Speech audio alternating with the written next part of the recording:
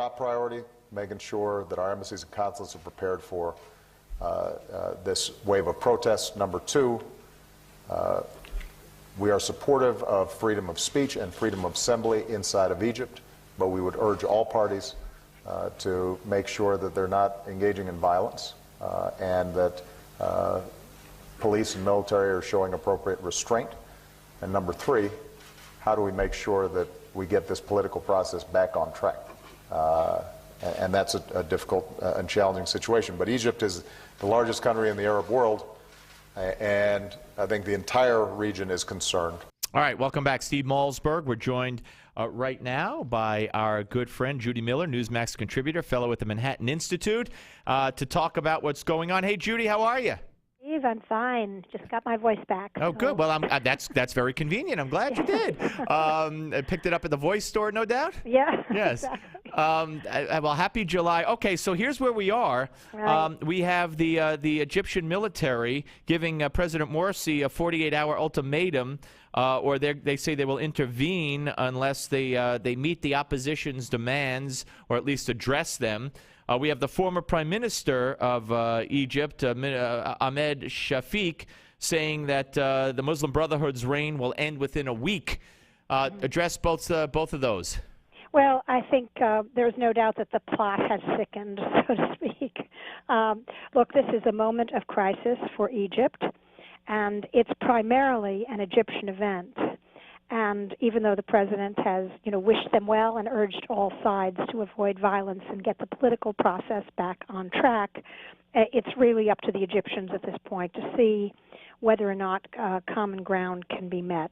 I don't know anyone at this point who's confident of which way this thing is going to come out, because you have quite polarized sides. If you just look at what was said in the past couple of days, you started with a warning from the Army 8 days ago, from Defense Minister General Abdel Fattah al-Sisi, who said, that he gave them 8 days, both sides, to kind of work out a, quote, solution. And then we have the ultimatum today on 48 hours. Nobody knows what's going to happen at the end of that 48 hours. We don't know whether or not the military was signaling that they're finally prepared to take over, which is what some of the demonstrators want at this point. They want to goad them into that. And we don't know whether or not the Muslim Brotherhood is willing to make compromises of any kind, or change its behavior, or change its authoritarian practices. So we don't know, in other words, whether or not there's a deal to be done. Is there any chance that they'll acquiesce, or Morsi will acquiesce and have early elections and step down? Well, there is a chance. I doubt he will step down, but I think there's a chance that he will move up the elections or announce them. People were talking about October as the date, the likely date for the elections. There's a possibility that he would move them up.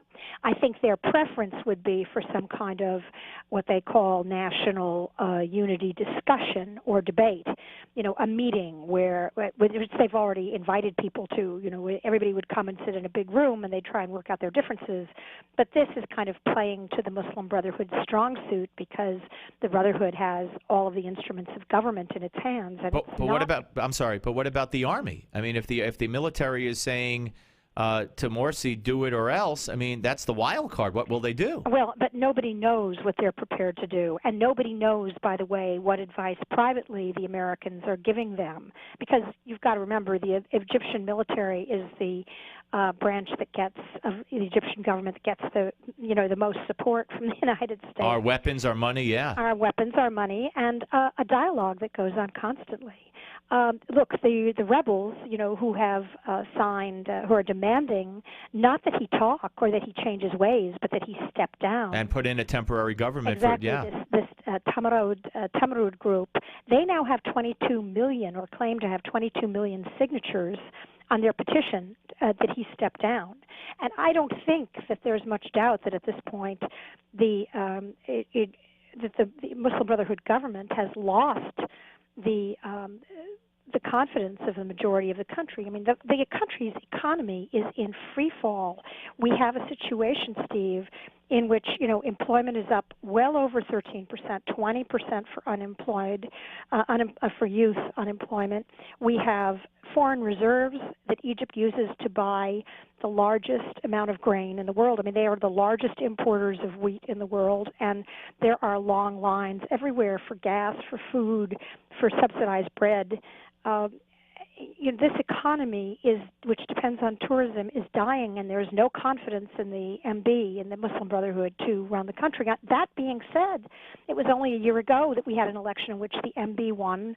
It's true they squeaked out, you know, a victory at 52%, but a victory in an election is a victory, and the Americans are under, I think, considerable pressure to kind of respect that. And a lot of Egyptians in the middle say, can't we work this out? The problem is now the country's become so polarized that there's almost no one left in the middle. Yeah, we're talking to Judy Miller here on the Steve Malzberg Show. Is this another colossal failure, foreign policy-wise, of the Obama administration? I don't really think so. I think it's very easy to blame Obama, but this is really an Egyptian drama that's been playing out. You know, I've been there 2 or 3, actually 4 times since the the great. By the way, don't go back. Don't go back because now we have a Dutch journalist who allegedly was raped in Tahrir Square.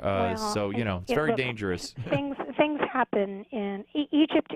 This is what I'm worried about. Okay, Egypt is normally not a dangerous country, and it is normally a country that welcomes tourists and is very. Well, that tolerant. was under Mubarak. Well, no, but that's under like pharaohs, the military, Mubarak. It's Egypt, and now what we see for the first time is people buying weapons and rifles and, you know, gas and other things on the black market, and you really see the beginnings of what could be a huge civil war in a country where civil war and sectarianism were kind of unimaginable only a year ago. I know, so, and we only have 30 seconds, but again, it was Obama who spearheaded and pressured Mubarak and supported the people wanting to oust the evil Mubarak. But I think that would have happened anyway. Mubarak was going to go. It was just a question of when. Now, I was not happy with the way in which, you know, you and I talked about this, the way in which this was done.